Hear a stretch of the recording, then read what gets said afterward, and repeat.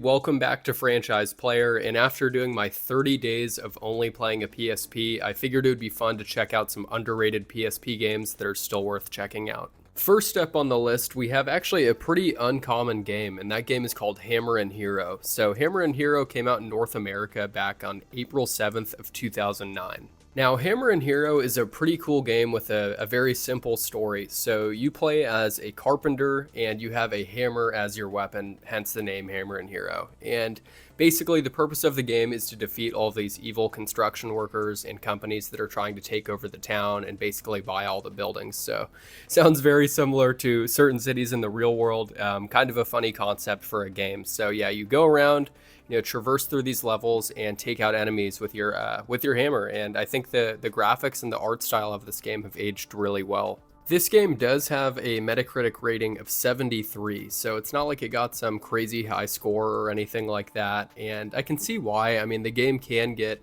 somewhat repetitive at times, but I think as simple as it is actually a huge pro, especially in 2025, right? Where this is a game that you can pick up, you can put down, do quick play sessions, and get through a level, with ease, right? It's not like something you're going to need a walkthrough for by any means. So it's really just a game that looks nice, is fairly simple, really, really simple combat, and ultimately just looks great. Like, this is a game, due to the art style and the graphics, has just aged really well. And I think this is a fun one if you're looking for something new or a little different on the PSP that, didn't quite hit the mainstream like I think it should have. One thing to keep in mind if you're wanting a physical copy of this game is it is an Atlas title, and I don't think it had a huge print run or sold very well. So if you want a physical copy of this game, from sold listings I've seen on eBay, this is running about 70 to 80 bucks. So if you're wanting to get this physical, hey, don't be afraid to whip that credit card out, because it'll cost you, basically the price of a brand new game. But I'm playing it here just on an emulator. So if you want to try it before you buy it,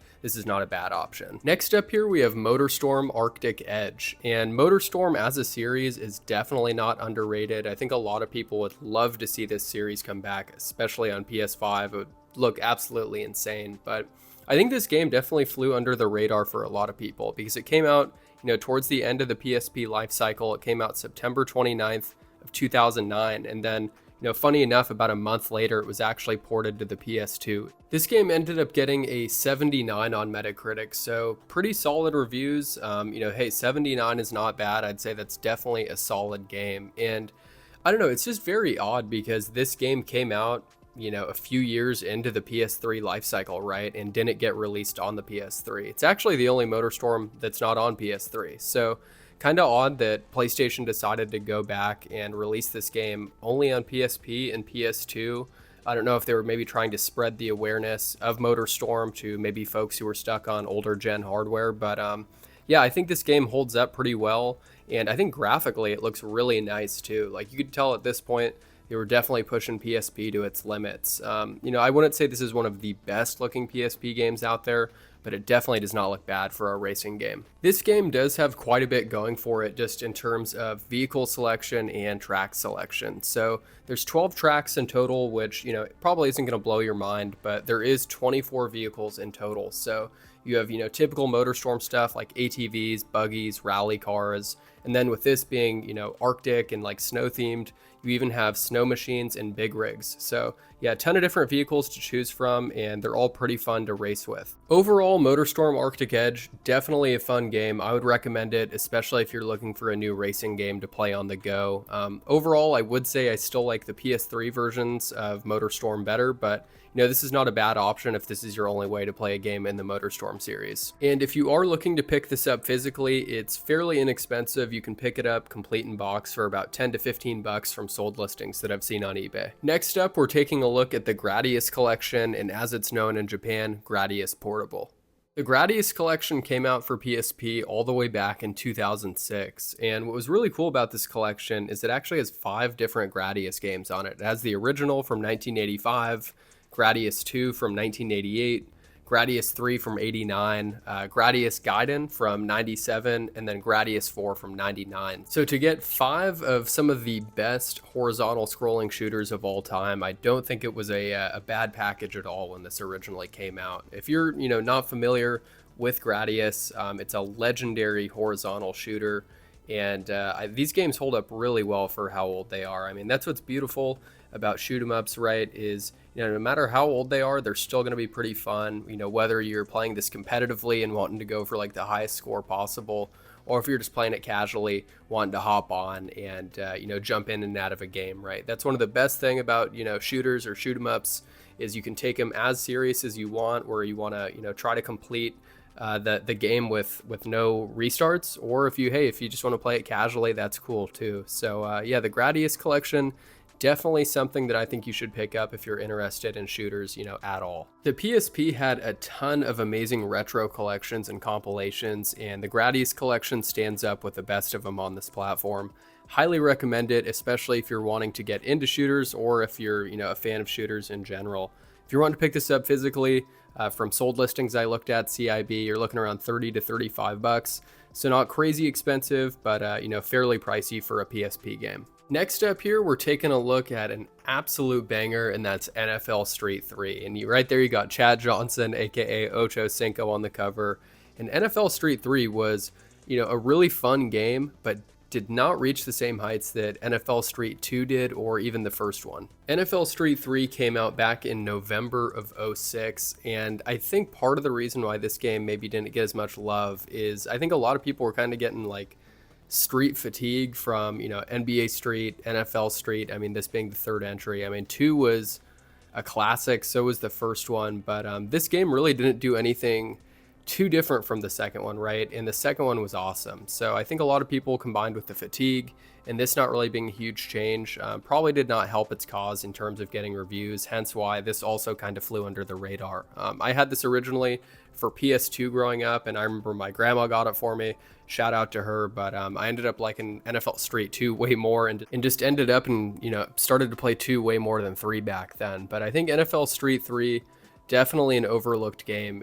Got a 68 on Metacritic, so it's not like this scored incredibly well, especially compared to the first one and the second one. But this was such a fun era of sports games where, EA at this time, I mean, EA's hated nowadays, it seems, by so many people. But this was an era where I think EA was definitely experimenting, having some fun, dropping stuff like this, right? NBA Street and NFL Street were a nice, fun arcade experience. And I don't know about you, but if you were ever playing football on the schoolyard at recess, if you were out there playing some tackle football, this was kind of the closest you could get to playing like schoolyard football on your PS2. So have a ton of great memories playing this.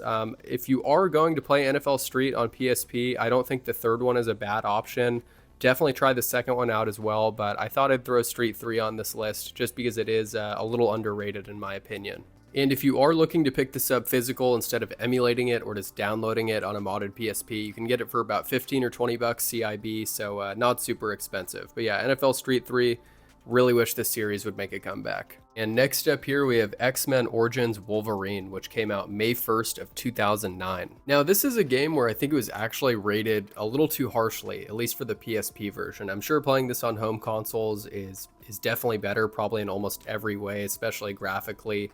Mind you, I've never played it on home consoles, but this got a 60 on Metacritic, which I think is a little tough for what this game actually is. At the end of the day, this is going to be a game that has gameplay very, very similar to the original God of War games on PS2. So if you like God of War 1 and God of War 2, and you happen to be a fan of X-Men, especially Wolverine, I definitely think you'll like this game. The combat in this game does not reinvent the wheel by any means. Like I said, if you enjoyed the original God of War games, this will definitely be your cup of tea. If you kind of just want to mindlessly maul through enemies with Wolverine, I think you'll enjoy this game. In terms of combat, I mean, there's light attacks, there's heavy attacks, there's lunging to where you can lunge on top of an enemy and basically just tear them to shreds.